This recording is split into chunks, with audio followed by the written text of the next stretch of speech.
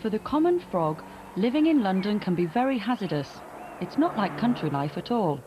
Slabs of tarmac, concrete and incessant traffic, even at dawn.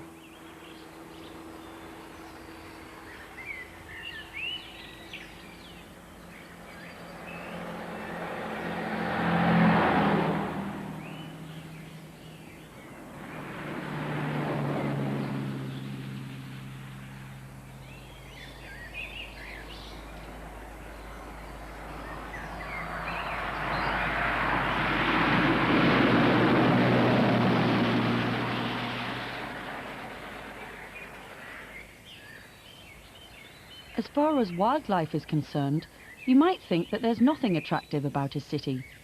But a closer look at a suburban garden in South London, in the district of Dulwich, may change your point of view.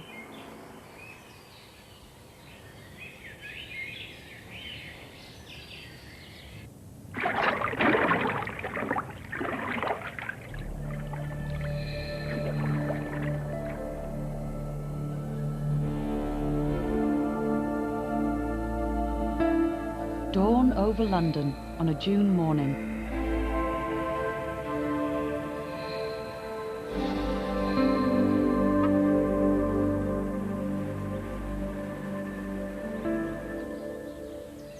It's 7:30 in Dulwich, 18 kilometres from the centre of London. Early morning sun touches the neat patchwork of small gardens. Believe it or not, these small strips of greenery are richer in animal life than most of Britain's farmland. It does take a trained eye to spot it. We'll be scrutinising this 20-metre garden for signs of life during a 24-hour period. The night shift is retiring.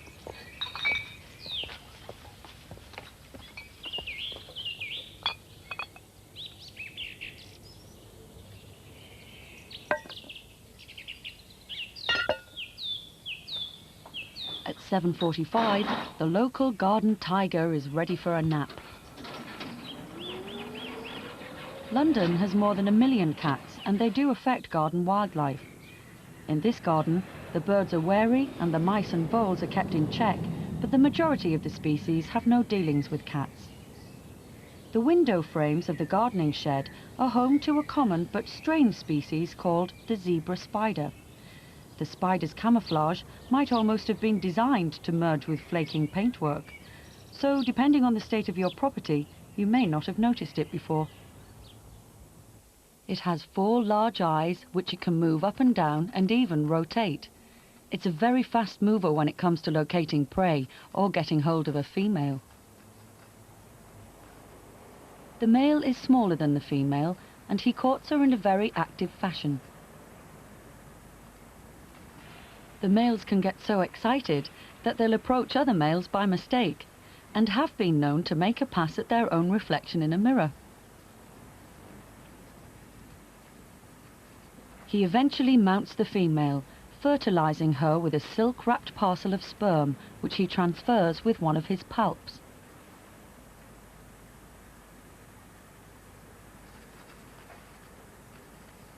Zebra spiders are also known as jumping spiders, and they certainly live up to their name.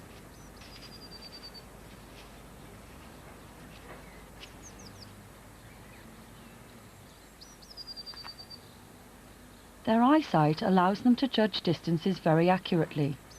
The jump is not quite so risky as it looks, for the spiders spin a safety line, just in case the landing goes wrong. The line is made up of 8 strands of silk altogether. If you can find jumping spiders in your garden, they're well worth watching. Many spiders are nocturnal, but these ones perform during the day.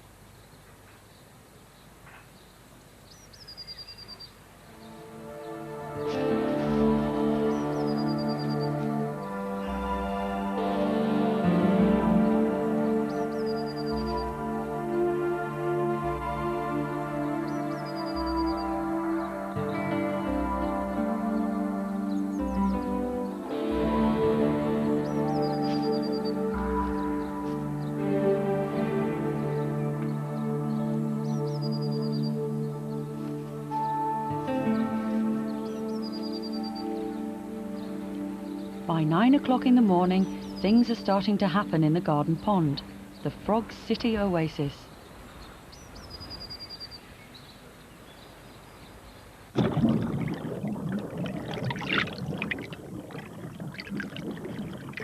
While frogs are familiar figures on the surface of the pond, there are some creatures living here which are less obvious. They're much smaller than a frog's eye, closer to the size of a pinhead, in fact.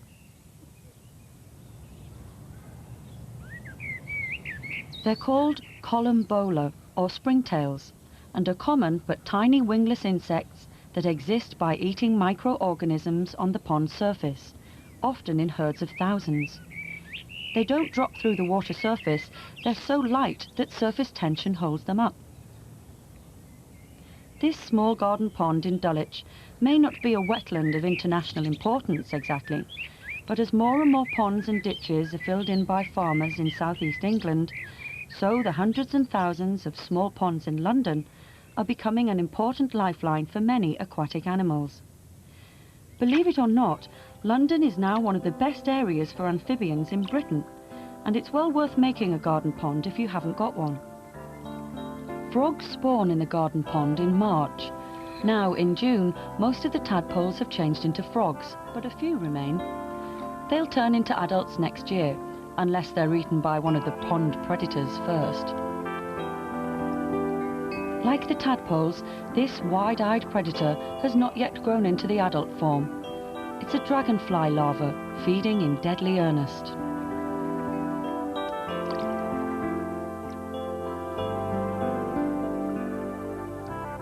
A freshwater shrimp receives a fatal embrace.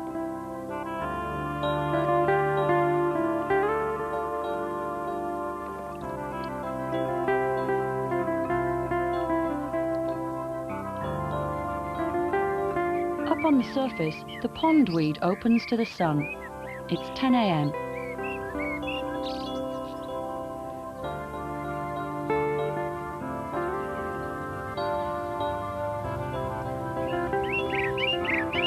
Life is quickening in the pond plants, though it's not always apparent to the naked eye. A closer look at the leaves under a microscope reveals considerable activity. Inside the cells of the pondweed, the green chloroplasts are hard at work trapping the light energy from the sun.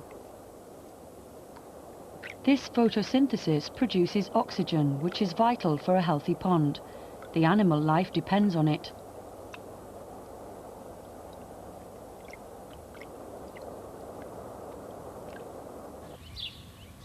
Out on the lawn, the daisies open. The word daisy comes from day's eye. Once the yellow eyes are open, they follow the sun.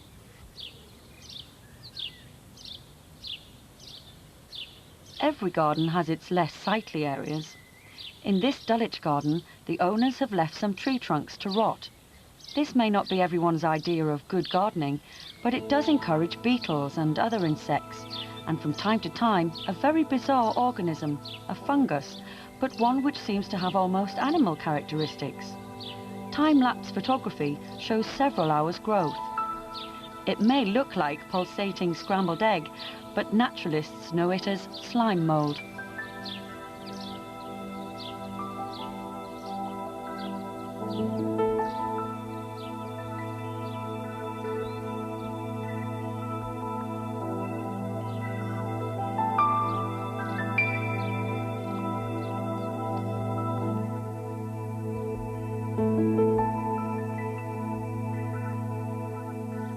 Slime molds are short-lived and are often killed by other types of fungus, but they all perform the same essential function, to break down dead and dying matter in the garden and return the nutrients to the soil. The more acceptable phase of decay in the garden is the compost heap. It's another important wildlife refuge. Buried in the organic melting pot of dead and rotting vegetation are some more and some less familiar animals. A woodlouse. This jewel-eyed creature is a centipede. Centipedes can actually have anything between 15 and 170 pairs of legs, depending on the species, and they prey on animals that feed in the compost heap, including bristled springtails. A harvestman spider. 2,000 years ago, when most of Britain was covered with forest, there was much more leaf litter and compost about. Now the garden compost heap helps to support those insects and spiders deprived of a home. So don't burn your gardening rubbish, make it into compost and let nature do its work.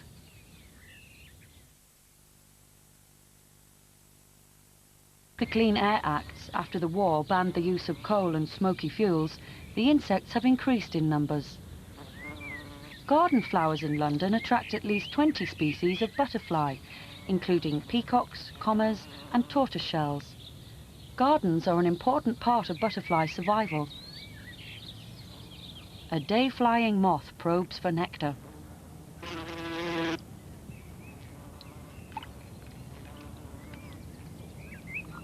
Bees will fly several kilometres to visit garden flowers rich in pollen or nectar. Insects also come from far and wide to drink at the garden watering hole. It's now noon and hot.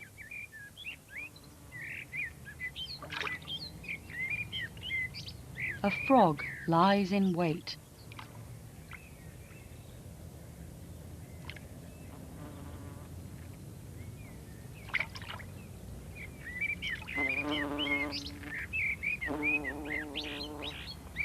The victims sometimes have a sting in the tail, but the frogs usually manage to gulp the honeybees down.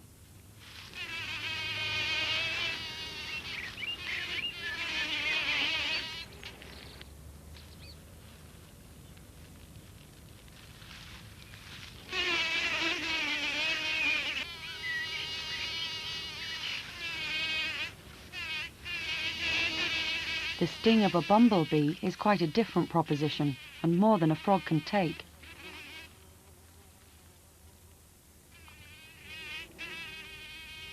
The same piece of action slowed down.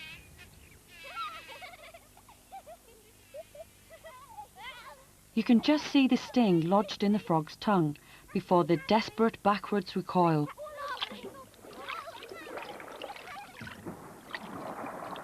The bumblebee will die now that its sting has been torn out. The frog is stunned, but will recover given time.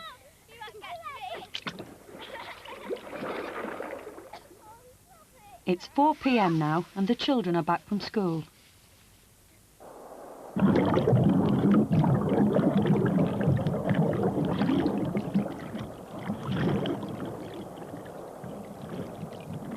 The frogs leap for safety.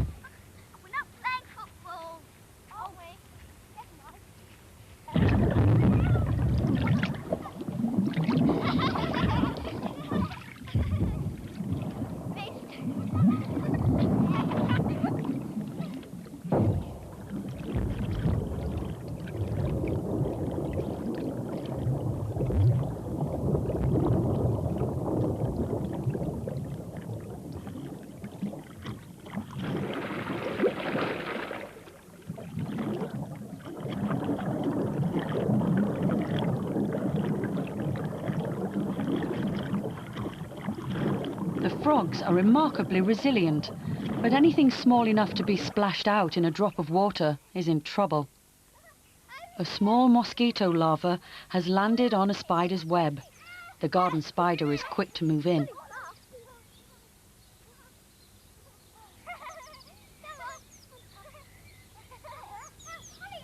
Stranded water fleas. Calm returns to the waters. Now the midday heat is past, the small pond surface predators are out. A drowning fly is captured by a pond skater, a hunter which stalks the surface of the water, held up by surface tension. The pond skater is one of the first insects to move in when a garden pond is made. The water measurer, which resembles a ruler on legs, is another water walker which quickly invades a newly constructed pond. Its eye is the dot in the middle of the picture.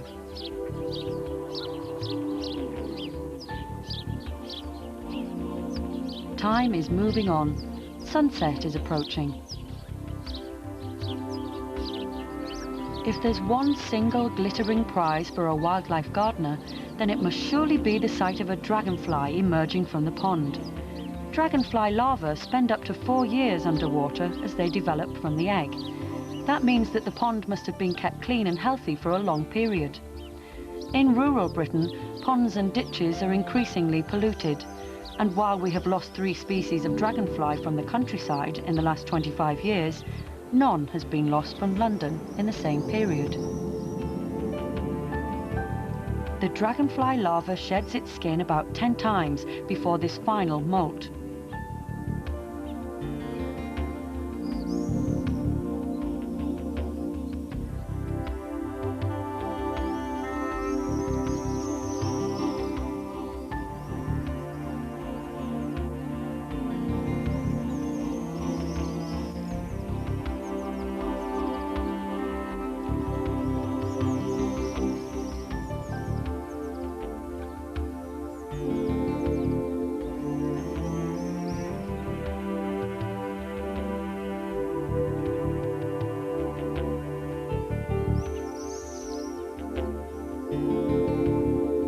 At first, the dragonfly appears to have rudimentary wings, but soon they inflate.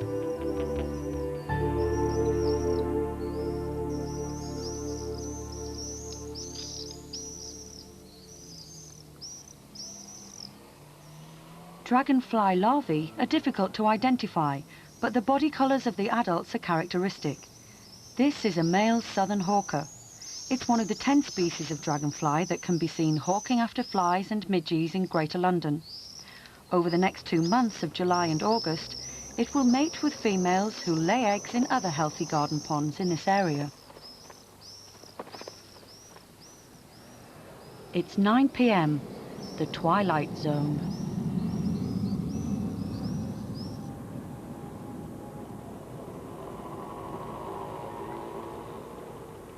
The dragonflies rest in the hours of darkness. Humans have television to watch.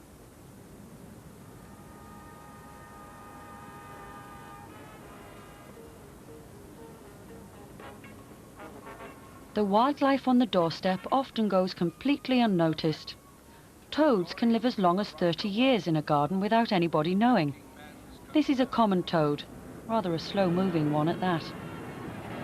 The common toad's back is covered with warts, which emit poisonous secretions. The garden cat finds the experience most unpleasant. Many of the larger garden animals that have slept all day are awake now.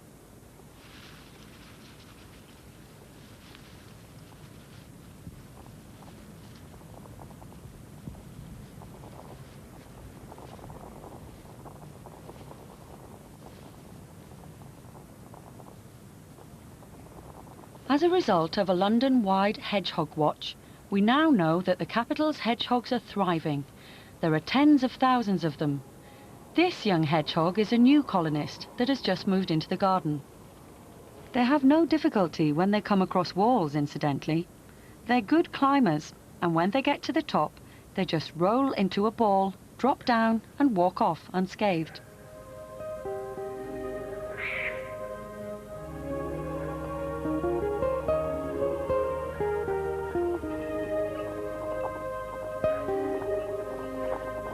(11 p.m)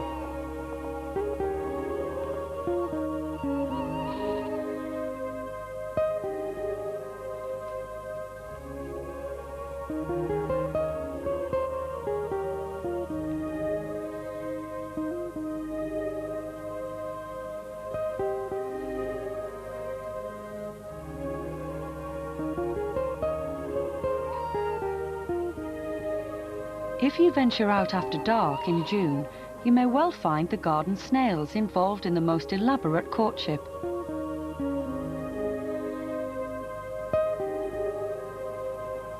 The snail's eyes are on the upper stalks. The lower ones are tactile tentacles. Their reproductive organs are to the sides of their head. Snails are hermaphrodite, but cannot fertilize themselves. In this case, they're both exchanging sperm.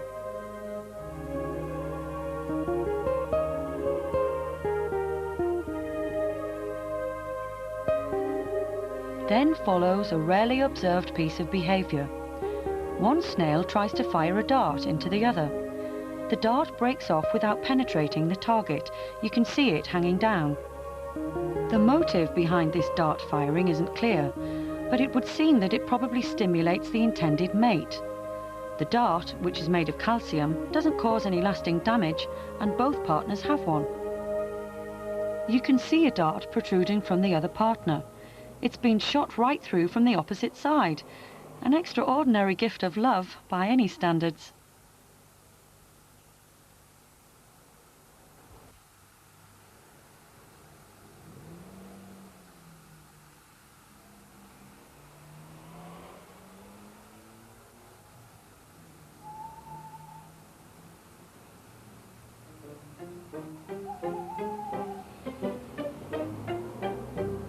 Midnight, the hour of the house mouse.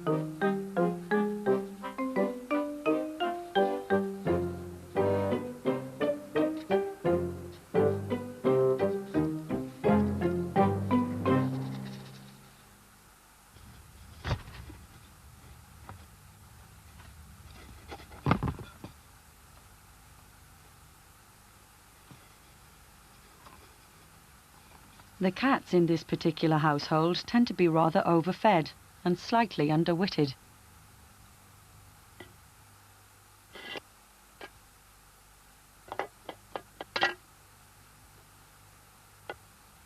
The mice may be safe from the lazy cats in this garden, but they do have to reckon with the tawny owls. There are several hundred tawny owls in Greater London.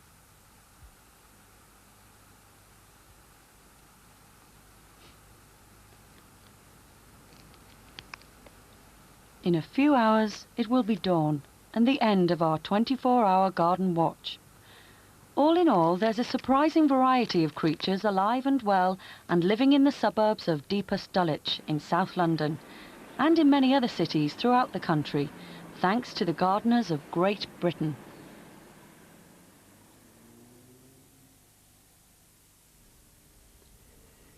Tomorrow, a creature that's as American as Mom's apple pie, or indeed presidential scandals. The raccoon stars